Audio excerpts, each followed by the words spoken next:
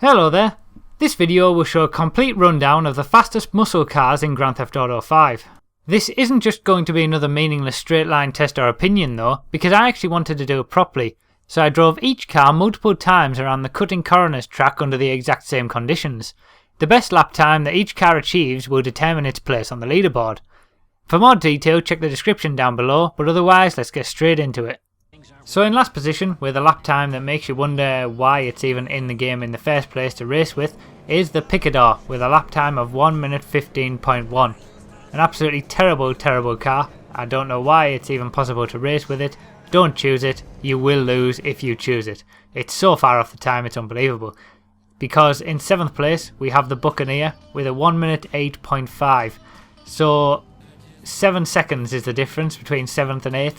You don't see that kind of gap anywhere on any of my other videos showing the quickest lap time. So yeah, it's a very bad car to choose the Picador. But the Buccaneer isn't too bad, still pretty slow.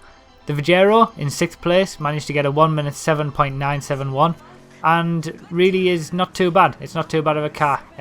It's not great, but it's not too bad.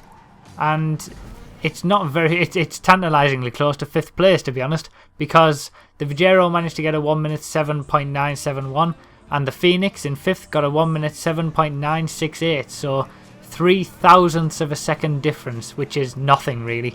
There's nothing to choose between 5th and 6th. Really, there's no reason to consider one is any better than the other. They are pretty much exactly the same. In 4th place, we've got the Sabre Turbo with a 1 minute 7.468. So a full half a second quicker than 5th and 6th. And it feels like it should be a quick car. It isn't. It's just too loose in the corners and doesn't really have the traction to break into the top 3. And the top 3 are really in a class of their own. So first up in the top 3 in 3rd position is the Gauntlet with a 1 minute 5.944. The Gauntlet is a very quick car. It's got good speed, good acceleration, good traction. It's very stable. It doesn't tend to sort of step out on you much at all. It's nice. It's a nice car to drive. It's just as an all-round package doesn't have what it needs to get into the top 2 spots. Although it is very close between 3rd and 2nd in this class. And you'll see that closeness right now because in 2nd place with a 1 minute 5.7 is the Dominator. So the Dominator is only 0.2 quicker than the Gauntlet and only managed to get 2nd place by a short margin. The Dominator isn't too bad. It's very quick in a straight line, and the acceleration it's very good as well.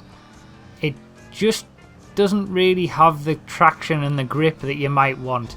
It tends to step out a lot more than the Gauntlet would, and really, for me, if I had to choose between the Gauntlet and the Dominator, I would probably choose the Gauntlet because it's just a bit more consistent with giving good lap times. However, I wouldn't choose either of them in a race because our first place car, which is the Runa, is easily the best. It got a 1 minute 5.294 and is a clear half second quicker than the Dominator at least. So yeah, I mean, the Runa, the times don't lie, so the Runa is the quickest. And the reason it's the quickest is because it feels like a sports car. It has very good traction in the corners, it has very good acceleration.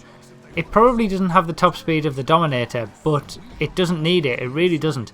It's all about traction, and the Runa has it in spades. It'll keep going where you want it to go, it never steps out on you.